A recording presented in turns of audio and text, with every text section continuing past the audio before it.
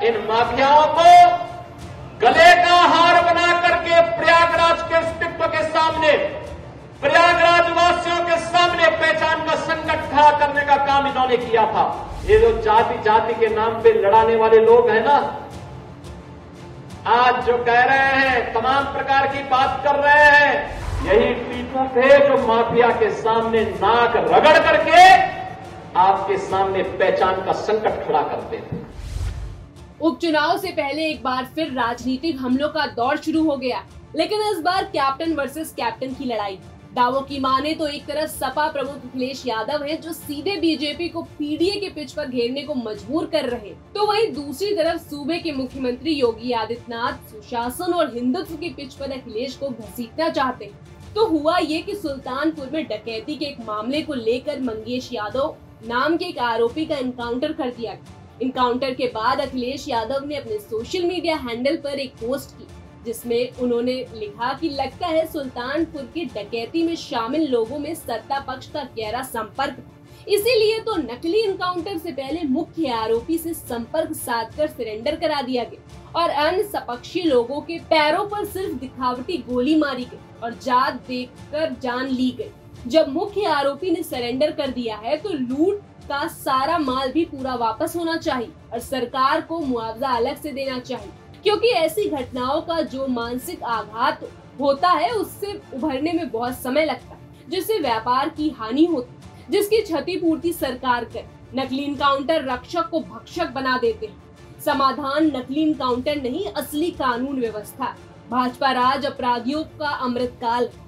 जब तक जनता का दबाव व आक्रोश चरम सीमा पर नहीं पहुंच जाता है, तब तक लूट में हिस्सेदारी का काम चलता रहता है और जब लगता है जनता घेर लेगी तो नकली इनकाउंटर का ऊपरी मरहम लगाने का दिखावा होता है। जनता सब समझती कैसे कुछ लोगों को बचाया जाता है और कैसे लोगों को फंसाया जाता है। घोर निंदनीय।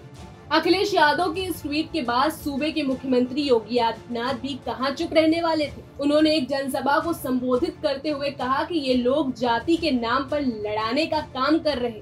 उन्होंने तो यहाँ तक कह दिया कि ये लोग माफिया के सामने नाक रगड़ करके यूपी के लोगों के लिए पहचान का संकट खड़ा कर रहे थे। ये जो जाति जाति के नाम पे लड़ाने वाले लोग हैं ना, आज जो कह रहे हैं, तमाम प्रकार की बात कर रहे हैं, तमाम प्रकार की बड़ी बड़ी उद्घोषणा अपनी मनगढ़ई में करने का फिर से दुस्साहस कर रहे हैं। क्या ये सच नहीं है? क्या ये सच नहीं है?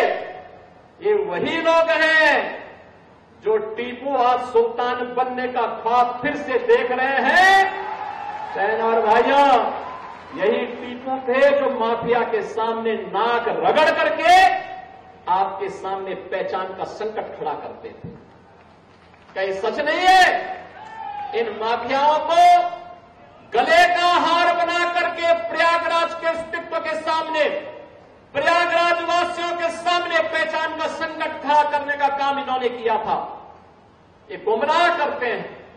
क्या ये सच नहीं? इन्हीं माफियाओं ने राजूपाल की हत्या की थी। राजूपाल एक गरीब परिवार से थे। राजूपाल एक गरीब परिवार से थे, विधायक बने थे, लेकिन किस निर्ममता के साथ उनकी हत्या हो गई थी। उस समय इन्हें याद नहीं आ रहा था पीडीए।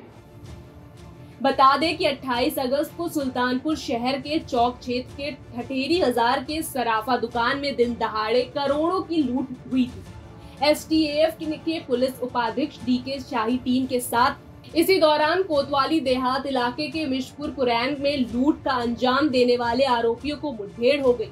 दावों की माने तो घटना में शामिल मुख्य आरोपियों में से इनामी बदमाश मंगेश यादव जौनपुर पुलिस पर गोली चलाने लगे, जहां काउंटर फायरिंग के पुलिस ने उसे ढेर कर दिया। ब्यूरो रिपोर्ट, यूपी तक।